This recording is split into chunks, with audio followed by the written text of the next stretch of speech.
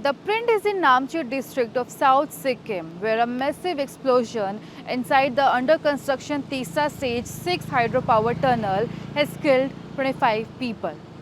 The explosion took place around 1.5 kilometers inside the tunnel. Officials say a sudden release of methane gas has triggered the blast, filling the tunnel with smoke and toxic gases.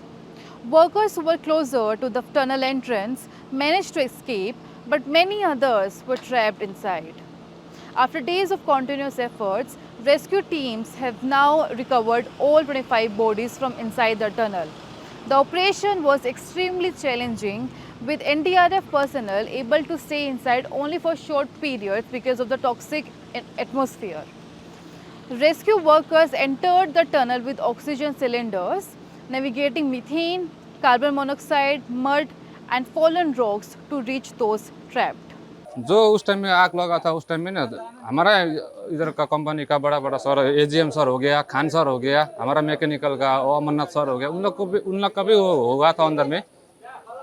उन लोग का भी आग लगने की वजह से वो हो गया था, लेकिन उतना टाइम हो ऐसा होने से भी वो लोग ना कुछ नहीं ले रहा है, एक्शन नहीं ले रहा है। हम लोग बोलने से क्या बोलता है कि हम लोग वो कंप्लेन करने से हम लोग को दबा के रखता है कि नहीं तो नौकरी से वो कर देगा, गवर्नमेंट कर देगा। ऐसा तो बहुत बार 3-4 टाइम तो ज़्यादा हो गया। अंदर आग लगने वजह से बहुत ऐसा घायल भी हुआ है। कंपनी को पता था कि कंपनी को पता है, कंपनी का हमारा इधर मैकेनिकल का इंचार्ज भी जल गया था थोड़ा आधा। मैकेनिकल इंचार्ज हो गया, सिविल का इंचार्ज हो गया, वो सब जल गया था। जीएम हो गया, वो भी जल गया था, पीएम। ऐसा होने से भी वो लोग कोई एक्शन नहीं ले, सब सेफ्टी का नेग्लिजेंस की वजह से ऐसा हुआ है। सेफ्टी तो इधर में सेफ्टी के नाम में तो कुछ भी नहीं है। इधर में सेफ्टी के नाम में तो कुछ भी नहीं। जब उधर में चेकिंग आता है ना, जब कंपनी में चेकिंग आता है तब हम लोग को बुला के सुबह बुला के बोलता है कि चेकिंग आ रहा है, बोल के हेलमेट देता है, हम लोग हेलमेट देता है, सेफ्टी जैकेट देता है, उस टाइम में सेफ्टी शूज देता है उस टाइम में। लेकिन जब हम लोग को वो चाहिए होता है ना तब नहीं देता है। वो बोला कि सेफ्टी से वो लेके आओ, साइन लेके आओ, वो लोग बोल के ऐसे टार देता है हम लोग को। बिना आप हेलमेट और उसके काम काम के ऐसे ऐसे अंदर भेज देता है हम लोग को। जब वो विजिट में आता है ना, जब सेफ्टी चेकिंग में आता है तब उस टाइम में हम लोग को बोला के देता है, हेलमेट देता है, ड्रेस देता है। उस टाइम में हम लोग सब ड्राइवर इधर में। उस दिन आप थे मतलब जब हुआ जी जी, हम लोग ड्यूटी में थे। ड्यूटी में थे। लॉन्च टाइम थे इसीलिए हम लोग बच गए, नहीं तो लॉन्च टाइम थे इसलिए हम लोग बच गए, नहीं तो हम लोग सब मर जाते थे अंदर में। उस टाइम इससे भी पहले हुआ था, उससे भी पहले दो तीन बार हुआ था ऐसा। जो सेफ्टी वाला है उसको ये प्रोवाइड करना चाहिए था कि अंदर ऑक्सीजन सिलेंडर, ऑक्सीजन चैम्बर वैसा वाला मेडिकल का फैसिलिटी देना चाहिए था, पर वो नहीं दिया। वो नहीं देने का कारण वो वैसा वाला घटना हो गया। और जो दूसरा वाला टनल में CP1 CP2 ये 5A 5B वैसा वाला अंदर में टनल बहुत फैला हुआ है, अंदर में 2-3 जगह जाता है, वहाँ पर कुछ भी नहीं है। और मेडिकल के नाम में वहाँ पर एक बैंडेड भी नहीं मिलेगा। और ये जो उस घटना में ये लोग पूरा केयरलेस किया है, केयरलेस किया है ये घटना में, हाँ केयरलेस किया है। उसको ये करना चाहिए कि पहले वो उस जो जला हुआ था, वो जो वहाँ पर उस घटना का चपेट में आया था, उस टाइम में ये लोग ये इंक्वायरी बैठाते या वहाँ पर चेक करते डिटेक्टर लेके यहाँ पर कौन सा वाला गैस है, वो करने से तो वो लोग वही नहीं किया। मतलब अंदर में 20 तारीख को मैं ड्यूटी में गया था। 1:25 20 मिनट का अंदर एक ब्लास्टदार जोरदार धमाका हुआ, उसमें मुझे चोट भी लगी। और जैसे ब्लास्ट हुआ ऐसा ब्लास्ट कभी ज़िंदगी में देखे भी नहीं। ऐसे ब्लास्ट हुआ कि मतलब जगह से आदमी को उठा के फेंक दे दूसरे जगह में, ऐसे जोर धमाका हुआ है। और बाकी तो और क्या बोलेगा, हम लोग ऐसे 8-10 आदमी था उधर में, उधर से खाली चोट ही लगा, मतलब उधर कुछ ये नहीं हुआ, फिजिलिटी नहीं हुआ। वहाँ से फिर हम लोग ऐसे पैदल पैदल दौड़ते हुए निकले हैं जैसे तैसे अंधेरे में, यही है। और ये इधर इधर मतलब शीशा उसा घुस गया था, चोट वोट लगा था। फिर आगे कोई खबर लेने के लिए आया ही नहीं, कोई पूछा ही नहीं। हम घुस गया मेडिकल में तो मलम वलम लगा के मुझे छोड़ दिया। गाड़ी का शीशा पूरा टूट गया है सामने का, पूरा टोटली।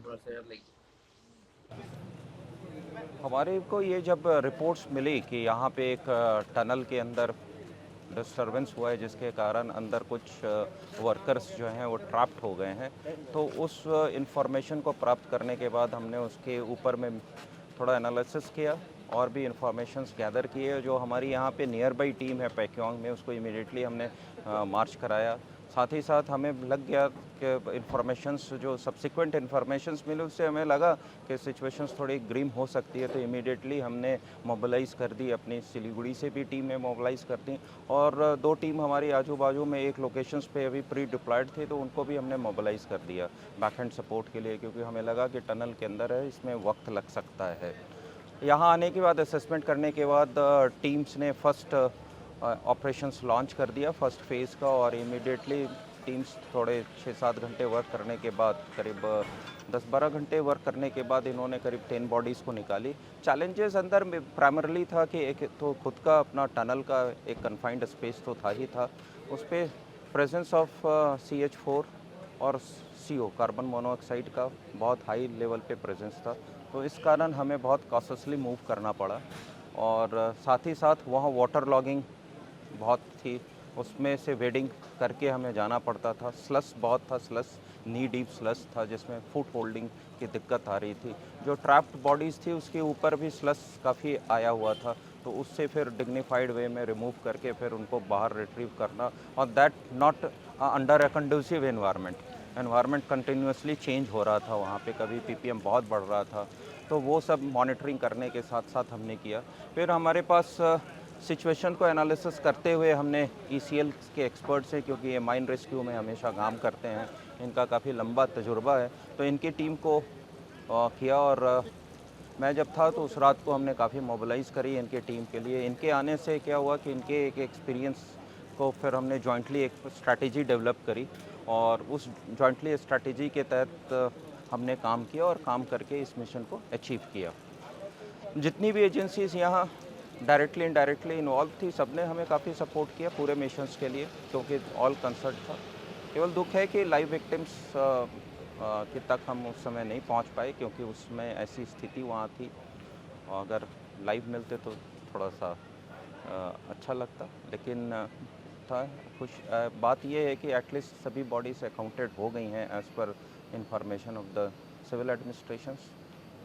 तो ECL और WCL की फिर टीम आई, उनकी एक्सपर्ट टीम आई, फिर उनके आने से हमारी स्ट्रेंथ में और ऑगमेंटेशंस हो गया, फिर हमारी फ्रीक्वेंसीज बढ़ गई, जिसके कारण हम ये मिशंस को बहुत जल्दी क्लोज कर पाए।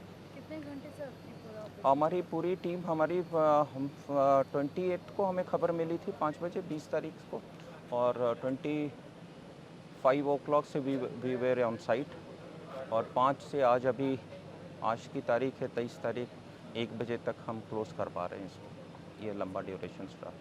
With the rescue operation now over, attention has shifted to what caused the disaster.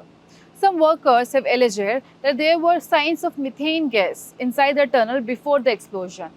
NHPC has denied those claims, saying there were no warning signs and that such an incident had never happened before at the project. The Sikkim government has constituted a special investigation team to determine exactly what caused the explosion, whether safety protocols were followed, or if the tragedy could have been prevented. This is Sakshi Mehra for The Print in Namchi, Sikkim.